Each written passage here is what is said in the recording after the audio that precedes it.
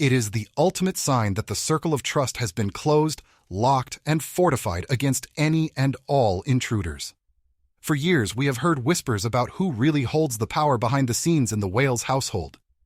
We have heard rumors about the Middleton influence. Well, today, we have the physical proof.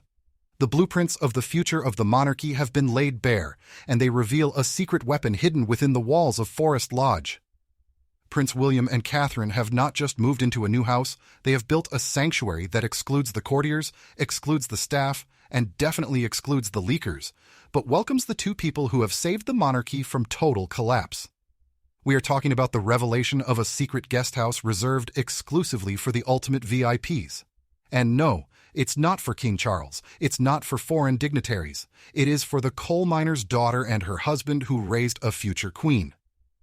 Carol and Michael Middleton are moving in, or at least they have a permanent suite, and this sends a message that is shaking the foundations of the aristocratic old guard and sending a clear signal to Montecito that family loyalty is rewarded with access, while betrayal is rewarded with exile.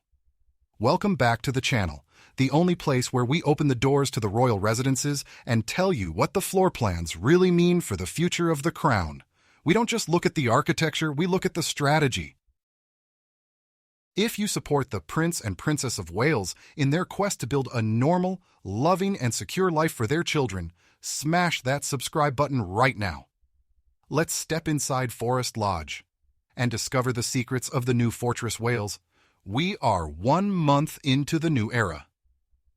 Prince William, Princess Kate, and their 3 children, Prince George, Princess Charlotte, and Prince Louis, have settled into Forest Lodge in Windsor. This isn't just a house move, it's a regime change. The 8-bedroom residence, tucked away in the sprawling greenery of Windsor Great Park, provides the perfect sanctuary for family life. But the details emerging about the layout of this property tell us a fascinating story about how William and Kate intend to rule. The headline-grabbing detail is the existence of a self-contained flat within the property. Now, in a traditional royal household, a property of this grand size, 8 bedrooms, Grade 2 listed Georgian architecture, would be crawling with staff. There would be a butler, a housekeeper, a valet, a chef, and nannies living on site. The self-contained flat would be the staff quarters. But William and Kate have ripped up the rulebook. The report confirms that the royal couple appear determined to stick to their decision of having no live-in staff at this property. They made that radical change when they moved into the smaller Adelaide cottage in 2022, and despite upgrading to the much larger Forest Lodge, they are holding the line. There is no butler sleeping down the hall. There is no chef making breakfast at 6 a.m. When the doors lock at night, it is just William, Kate, and the kids. So what happens to that self-contained flat? It doesn't stay empty. It is thought that this additional accommodation is now the designated Middleton wing. It is being used for guests coming to stay, specifically Princess Kate's parents, Carol and Michael Middleton. Now, we know the Middletons live in Bucklebury, which is under an hour away. It's a short drive. But the fact that William and Kate have reserved a specific private self-contained space for them suggests that they want more than just Sunday lunch. They want the grandparents to be part of the fabric of daily life. They want the option for overnight jaunts, for Carol to be there when the kids wake up, for Michael to be there to read a bedtime story. This is massive. It solidifies the Middletons as the real grandparents of the future king. While King Charles is busy with the red boxes and the affairs of state, and while the other grandfather, Thomas Markle, is tragically estranged and ill, Carol and Michael are the ones providing the stability. They are the ones who offer the bolt hole in the countryside. And let's look at the privacy aspect. This guest accommodation allows the Middletons to visit without any fanfare. They don't need to check into a hotel. They don't need to drive home late at night. They can slip in, stay in their private flat, and simply be family. The source notes that during their time working for Hello, they have seen a plethora of royal mansions, and it is commonplace for them to come with guest accommodation. This ensures that when they have company, family life isn't disrupted. Guests benefit from their own space. It's civilized, it's practical. But in the context of the Wales family, it is strategic. By having no live-in staff, William and Kate have eliminated the biggest risk to their privacy, the leaks. Think about it. Who sells stories? Who writes memoirs? Who whispers to the press? Often it is the staff. Or it is people who hear things from the staff. By removing the live-in element, by ensuring that the only people sleeping under their roof are blood relatives or the closest of trusted friends like the Middletons, William and Kate have created a hermetically sealed environment. What happens at Forest Lodge stays at Forest Lodge. This stands in such stark, painful contrast to the situation in Montecito.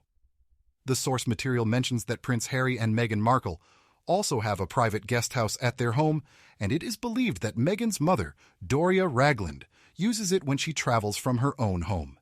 But look at the difference in the narrative. Doria is there, yes. But we also hear constant reports of staff turnover in Montecito. We hear about the Sussex Survivors Club. We hear about nannies coming and going. Harry and Meghan preach about privacy, but they surround themselves with a rotating cast of employees, security guards, and PR agents. William and Kate have gone the other way. They have stripped it back. They are cooking their own pasta. They are doing the school run. And the only person crashing in the guest house is Grandma Carol. It creates a normality for Prince George, Charlotte, and Louis that is priceless. They aren't growing up thinking that adults are people who serve you. They are growing up seeing their parents do the work. And when guests come, it's family. But of course, you cannot have this level of domestic bliss without a ring of steel around it. And the security measures at Forest Lodge are being described as unprecedented. The sanctuary is also a fortress. During family visits, the Prince and Princess of Wales can be sure their guests will be shielded from the view of the public because they've put a range of security measures in place for maximum privacy. First, there is the huge wooden fence. A massive barrier has been erected to close off the woods and green space around the house. This stops the long lens photographers. It stops the snoopers. Then they added additional trees. This is landscape diplomacy. You plant a forest to hide the prince. It's beautiful, but it's a barricade.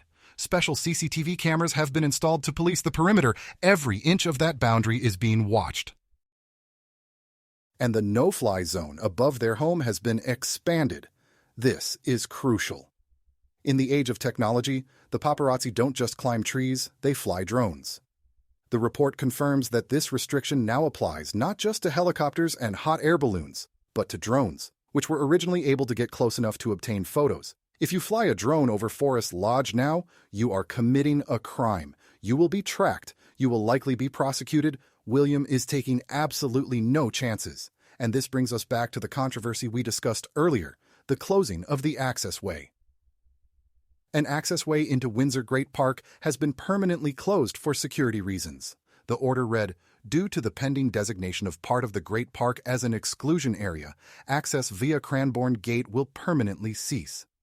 Residents were unhappy. They got no notice. But looking at it in the context of this guest accommodation, it makes even more sense.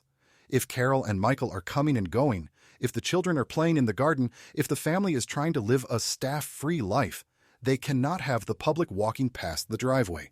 They cannot have dog walkers peering through the hedge. The closure of Cranbourne Gate is the price the public pays for the Prince of Wales to have a normal life. And frankly, it is a price worth paying. If we want them to remain sane, if we want them to raise balanced children who can serve the nation for 50 years, we have to give them a few acres of privacy. The secret guest house also speaks to the future role of the Middletons. As King Charles gets older and as his health remains a concern, the burden on William and Kate increases. They are doing more engagements. They are traveling more. Who watches the kids? In the old days, the answer would be the nanny. And while they have their trusty nanny Maria Borallo, the presence of the self-contained flat suggests that Carol and Michael are the primary backup. They are the emotional safety net. When William and Kate are on a royal tour, it is likely Carol who moves into that flat. It is Carol who takes over. This must be a source of immense comfort to William. We know he adores the Middletons. He famously promised Carol that he would always take care of her daughter. By building them a designated space in his forever home, he is honoring that promise. He is saying, "You are part of this dynasty." It is also a subtle power play against the royal way of doing things. King Charles is very traditional. He has valets. He has a massive household. William is signaling that his reign will be different. It will be more middle class, in the best possible way. It will be about family units, not court hierarchies. And think about how this looks to Harry. Harry wrote in Spare about feeling like a third wheel, about the coldness of the royal residences. He complained about the size of his room at Balmoral. Now he sees his brother living in a massive mansion, but choosing to fill it with in-laws rather than footmen. He sees a warmth that he has exiled himself from. Harry has Doria, sure. But Doria is one person. William has the entire Middleton clan. He has Pippa and her kids. He has James and his baby. Forest Lodge is going to be the hub of a vibrant, chaotic, happy family life. And thanks to the fences, the drones' bans, and the closed gates, none of us will ever see it. And that is exactly how William wants it. The self-contained flat is more than just architecture.